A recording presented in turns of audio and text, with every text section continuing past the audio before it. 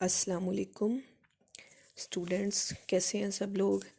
हम 4.1 कर रहे हैं। 4.1 का जो है मैंने आप लोगों को लास्ट वीडियो में क्वेश्चन नंबर 2 और 3 बताया था, जिसमें हम जो है वो फैक्टराइजेशन पढ़ रहे हैं। और आज जो है वो हम क्वेश्चन नंबर 4 करेंगे। इसका फर्स्ट पार्ट मेथड बेटा बिल्कुल सेम है, जैसा मेथड क्वेश्चन नंबर 3 का था वैसा ही इसका है। सबसे पहले मैंने आप लोगों को क्या बताया था कि कांस्टेंट नंबर को आपने एक्स स्क्वायर के कोफिशिएंट के साथ मल्टीप्लाई करना है। जो क्वेश्चन नंबर 3 में था उसके कोफिशिएंट में यहाँ पे कोई नंबर नहीं था, इसलिए वहाँ यहाँ पे 1 हम कंसीडर करके इस नंबर को 1 के साथ मल्टीप्लाई करते थे। लेकिन सिर्फ फ़र्क यह है क्वेश्चन नंबर 4 में कि यहाँ पे कोई ना कोई आपके पास कोफिशिएंट आएगा। तो हम मल्टीप्लाई करते हैं, 3 को 2 के साथ मल्टीप्लाई किया तो 6 आएगा। और कौन सा 6 आएगा? प्लस का, क्योंकि 3 के साथ भी प्लस का साइन है और 2 के साथ भी प्लस का साइन है। प्लस का 6 आएगा। प्लस का 6 जब आएगा, मैंने बताया था बेटे कि जब यहाँ पे प्लस का नंबर आएगा तो हम लोगों ने क्या करना है, दोनों नंबर्स के साथ एक जैसा साइन लगाना होता है। और कौन सा लगाना होता है? जो सेंटर वाली टर्म के साथ होता है। फिर मैं आप लोगों को बताऊंगी। सबसे पहले हमने इसके फैक्टर्स देखने हैं कि 6 जो है वो किस किस टेबल में आता है। 6 1 के टेबल पे आता है और 2 3 आर 6। इसके बाद 3 2 आर 6 हो जाता है। मैंने बताया था कि जब आपके पास टेबल रिवर्स हो जाएगा तो आपने नेक्स्ट नहीं जाना। इन दोनों में से अब आपने चेक करना है कि इन दो को ऐड या सब्ट्रैक्ट करने से 7 आता है, या इन दो को ऐड या सब्ट्रैक्ट करने से ये मिडल टर्म 7 आती है। तो हमें पता चल रहा है कि 6 और 1 को ऐड करने से क्या आएगा? 7 आएगा। और अब हमने 6 और 1 के साथ साइन कौन से लगाने हैं?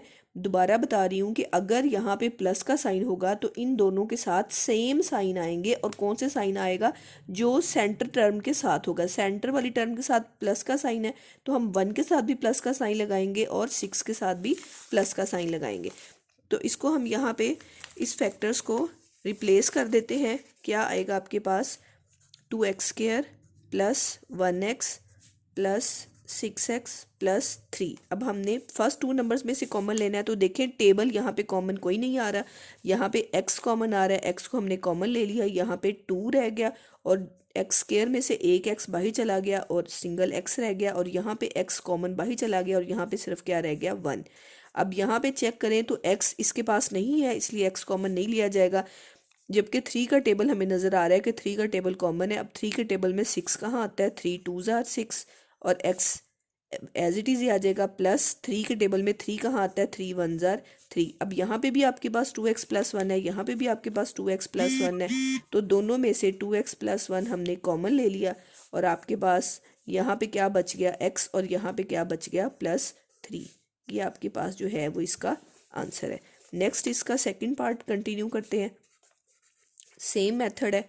11x plus 15। अब फिर बेटे हमने कांस्टेंट नंबर को एक्स स्क्वायर के कोफिशिएंट के साथ मल्टीप्लाई किया। 15 को 2 के साथ मल्टीप्लाई करेंगे तो क्या आएगा आपके पास? 30। अब 30 के हम फैक्टर्स बनाते हैं। 1 के टेबल में जाएगा, फिर 2 के टेबल पे, फिर 3 के टेबल पे। 3 10 आर 30। उसके बाद 4 के टेबल में नहीं होता, 5 के टेबल में। 5 6 आर 30। नेक्स्ट जो है फिर 6 के टेबल में। 6 5 आर 30। अब टेबल रिवर्स हो गया, यानी 5 6 आर 30 और 6 5 आर 30। तो हमने आगे नहीं चलना। अब इनमें से किस दो नंबर्स को ऐड या सब्ट्रैक्ट करने से ये सेंटर वाला 11 आ रहा है? सेंट्रल टर्म आपकी 11 है। इन दोनों को ऐड या सब्ट्रैक्ट करने से 7 नहीं आता, इन दोनों को भी नहीं आएगा, इन दोनों को भी ऐड या सब्ट्रैक्ट करने से नहीं आएगा, इन दोनों को ऐड करने से सेंटर वाली टर्म आएगी। अब जब यहाँ पे आपके पास 30 के साथ कौन सा साइन आएगा? प्लस का, क्योंकि इनके साथ प्लस है। तो जब प्लस का साइन आता है तो दोनों के साथ सेम साइन, और वो साइन जो सेंटर वाली टर्म के साथ होती हैं। सेंटर वाली टर्म में प्लस है तो यहाँ पे भी प्लस और यहाँ पे भी प्लस। अब हम इसको कर देंगे यहाँ पे 5x और प्लस 6x प्लस 15। अब देखें बेटे, इन दोनों में से 2 का टेबल या 5 का टेबल कॉमन नहीं लिया जा सकता, क्योंकि 2 के टेबल में 5 नहीं आता और 5 के टेबल में 2 नहीं आता। तो जस्ट हम x कॉमन लेंगे। तो 2 एज इट इज़ ही रह गया। यहाँ पे x स्क्वायर था, एक x रह गया और यहाँ से x कॉमन ले लिया तो यहाँ पे क्या रह गया? 5। अब इन दोनों में से हमने चेक करना है कौन सा टेबल कॉमन आ रहा है। 2 के टेबल में 6 आता है लेकिन 15 नहीं होता। 3 का टेबल में 6 भी आएगा और 3 के टेबल में 15 भी आएगा, इसलिए हम 3 का टेबल कॉमन लेते हैं। 3 2 आर 6 और 3 5 आर 15। अब दोनों के पास 2x प्लस 5 है, दोनों में से 2x प्लस 5 कॉमन ले लिया और ये x प्लस 3 जो है हमारे पास ये आ गया। हाँ जी, नेक्स्ट बेटे हम इसका थर्ड पार्ट देखते हैं। थर्ड पार्ट में वो आपसे कह रहा है 4x² प्लस 13x प्लस 3। अब इसमें क्या है, फिर हमने प्लस के 3 को 4 के साथ मल्टीप्लाई किया तो प्लस के क्या आ गए आपके पास, 4 3 12। अब ये आएगा 1 के टेबल पे, फिर आएगा 2 के टेबल पे, 2 6 12, फिर 3 4 12, फिर 4 3 12, रिवर्स हो गया। अब इन तीन फैक्टर्स में से हमने चेक करना है किसको ऐड या सब्ट्रैक्ट करने से क्या आता है, 13 आता है। हाँ जी, तो सबसे पहला ही हमने देखा कि 12 और 1 को ही ऐड करने से क्या आ जाएगा, 13 आ जाएगा। प्लस का साइन है तो दोनों के साथ सेम साइन, और वही जो 13 के साथ साइन है, 13 के साथ प्लस है तो यहाँ पे भी प्लस आ गया, यहाँ पे भी प्लस आ गया। अब हमने इसको रिप्लेस कर दिया, प्लस के 1x और प्लस के 12x प्लस 3। ये बेटे 1 लिखना जो है वो नेसेसरी नहीं है, मैं सिर्फ आप लोगों की नॉलेज के लिए लिख रही हूँ। यहाँ पे आप 1 स्किप कर देंगे तो भी ठीक है, 1 लिख दें तो भी ठीक है। जनरली जो है वो यहाँ पे 1 लिखा नहीं जाता। अब यहाँ पे इन दोनों में से बेटे आपको नज़र आ रहा है x कॉमन लिया जाएगा, यहाँ पे 4 रह गया, x² में से x रह गया और यहाँ से x बाहर आ गया तो यहाँ पे सिर्फ क्या रह गया, 1 रह गया। अब यहाँ पे इन दोनों में से कौन सा टेबल कॉमन आ रहा है, 3 का टेबल कॉमन आ रहा है। 3 4 12, x एज इट इज़ और 3 1 3। दोनों के पास 4x प्लस 1 है, इसके पास भी 4x प्लस 1 है। इन दोनों में से 4x प्लस 1 को बाहर ले लिया तो x प्लस 3 जो है वो आपके पास आंसर में आ गया। नेक्स्ट इसका जो है वो फोर्थ पार्ट हम करते हैं। फोर्थ पार्ट है हमारे पास 3x² प्लस 5x प्लस 2। हम प्लस के 2 को क्या करेंगे, 3 के साथ मल्टीप्लाई करेंगे तो क्या आ जाएगा आपके पास, प्लस के 6 प्लस 6 1 के टेबल पे और 2 के टेबल पे। अब हमने ये दो हमारे पास आ गए, ठीक है। 2 3 6 और हमारे पास फिर 3 2 6 हो जाएगा, जो कि रिवर्स हो जाता है, जो हमें नहीं चाहिए। अब हमने इन दोनों में से चेक करना है किसको ऐड या सब्ट्रैक्ट करने से क्या आएगा आपके पास, 5। हाँ जी बेटे, अब यहाँ पे 6 में से 1 को सब्ट्रैक्ट करेंगे तो भी 5 आ सकता है, या 3 और 2 को ऐड करेंगे तो भी 5 आ सकता है। अब ये चेक करना पड़ता होता है।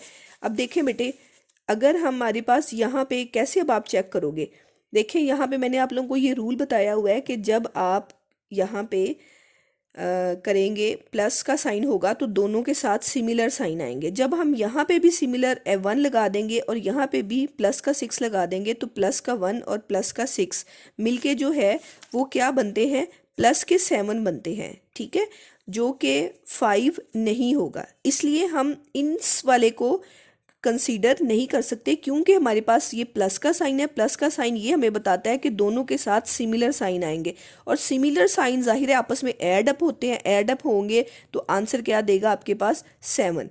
तो इसलिए हम जो है वो इसको क्या करेंगे, कंसीडर नहीं करेंगे। इन दोनों को हम चेक करते हैं कि वही हमारा रूल के जब प्लस का साइन आएगा तो दोनों के साथ सिमिलर साइन आएंगे और वही जो सेंटर टर्म के साथ होते हैं। सेंटर टर्म में प्लस है, यहाँ पे भी प्लस और यहाँ पे भी प्लस।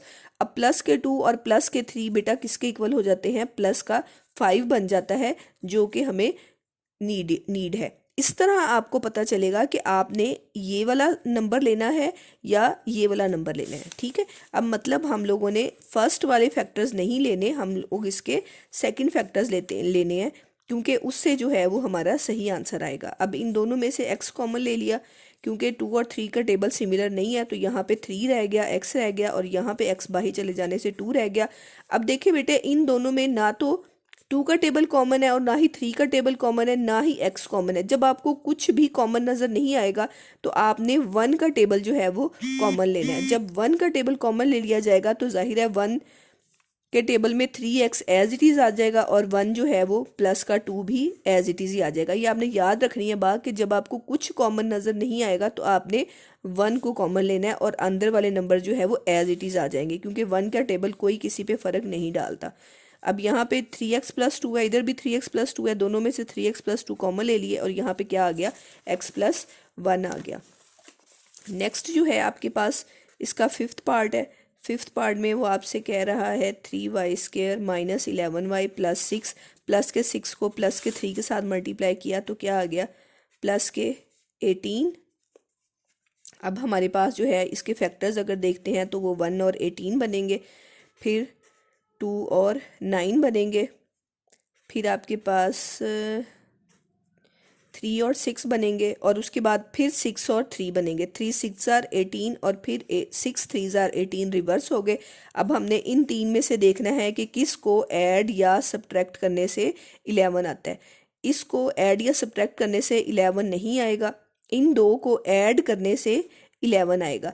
तो ये प्लस का साइन बता रहा है कि इन दोनों के साथ सिमिलर साइन आने हैं, और कौन सा साइन आना है, जो सेंटर वाली टर्म के साथ है। अब सेंटर वाली टर्म के साथ माइनस है तो हम इसके साथ भी माइनस लगा देंगे और इसके साथ भी माइनस लगा देंगे। अब बेटा अगर आप चेक करना चाहें तो देखें माइनस के 2 और माइनस के 9 कंबाइन हो के क्या बनेंगे, माइनस के 11 ही बनेंगे, इसलिए हमने ये वाला कंसीडर कर लेना है। अब हमने क्या करना है, इस पे रिप्लेस कर दिया माइनस के 2y और माइनस के 9y और प्लस 6 जो है वो हमारे पास ऐड इज इट आ गया।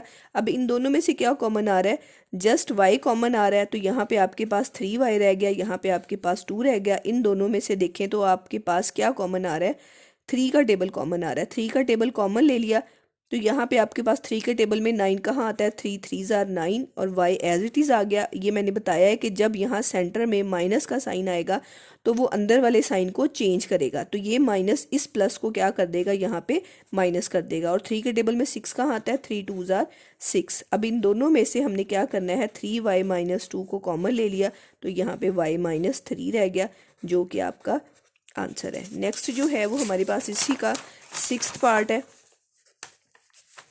6th पार्ट जो है वो हमारे पास है 2y² माइनस 5y प्लस 2। उसी तरीके से बेटे मैं मल्टीप्लाई करूँगी, प्लस के 2 को प्लस के 2 के साथ मल्टीप्लाई किया तो प्लस का 4 आ गया। 1 के टेबल में 4 आता है और 2 2 ज़ार 4 आता है बस। अब इन दोनों में से किसको ऐड या सब्ट्रैक्ट करने से 5 आएगा, 1 और 4 को। 1 और 4 को हम ऐड करेंगे तो क्या आएगा, 5 आएगा। जब यहाँ पे प्लस का साइन होता है तो दोनों के साथ एक जैसा साइन आएगा, और वो ही आएगा जो सेंटर वाले टर्म के साथ है। सेंटर वाली टर्म के साथ माइनस है तो हम यहाँ पे भी माइनस लगाएंगे और यहाँ पे भी माइनस लगाएंगे। अब हमने यहाँ पे लिख दिया माइनस के 1y माइनस के 4y प्लस 2। अब इन दोनों में से क्या कॉमन आ रहा है, y कॉमन आ रहा है, यहाँ पे 2 रह गया और सिंगल y रह गया, और यहाँ पे सिर्फ माइनस रह गया, और यहाँ पे क्या आ गया, y कॉमन ले लिया तो यहाँ पे सिर्फ 1 बच गया। इसी तरीके से यहाँ पे माइनस का साइन है तो यहाँ पे माइनस, इन दोनों में से 2 का टेबल कॉमन लिया जा रहा है, 2 का टेबल कॉमन ले लिया तो 2 2 ज़ार y एज इट इज़ आ गया। ये माइनस फिर इसको प्लस के साइन को चेंज करके यहाँ पे क्या लगा देगा, माइनस, और 2 के टेबल में 2 कहाँ आता है, 2 1 ज़ार 2। अब यहाँ पे भी आपके पास 2y माइनस 1 है, यहाँ पे भी आपके पास 2y माइनस 1 है, तो 2y माइनस 1 हमने कॉमन ले लिया और यहाँ पे क्या रह गया, y माइनस 2 रह गया। नेक्स्ट जो है वो हमारे पास इसका 7th पार्ट है।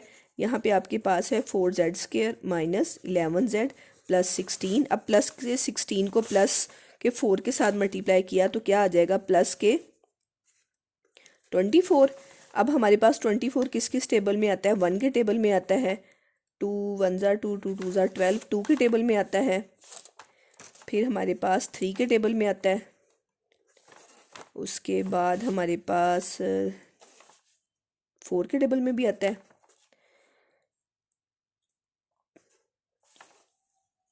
ठीक है। हाँ जी बेटे 4 के टेबल में भी आता है, फिर 6 के टेबल में फिर रिवर्स हो जाएगा, 6 4 ज़ार 24। तो अब हमने इन फैक्टर्स में से देखना है किसको ऐड या सब्ट्रैक्ट करने से क्या आता है, 11 आता है। हाँ जी बेटा 1 और 24 को कुछ करने से कुछ नहीं आएगा।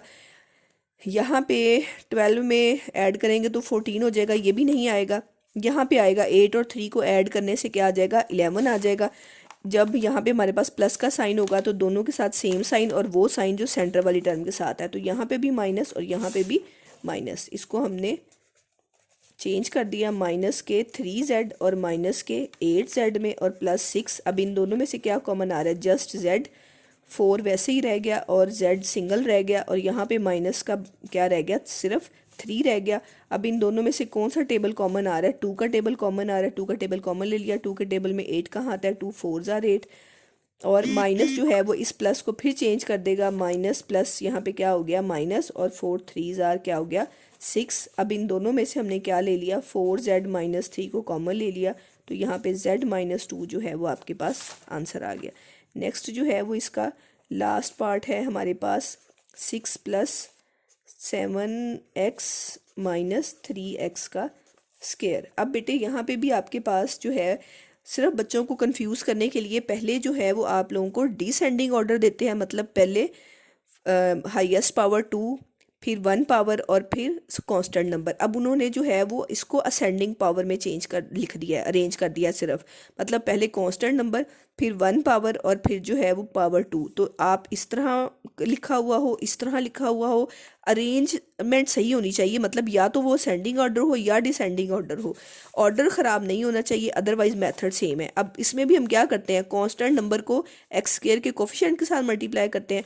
तो हम जब प्लस के 6 को माइनस के 3 के साथ मल्टीप्लाई करेंगे तो आपके पास क्या आ जाएगा, माइनस के 18।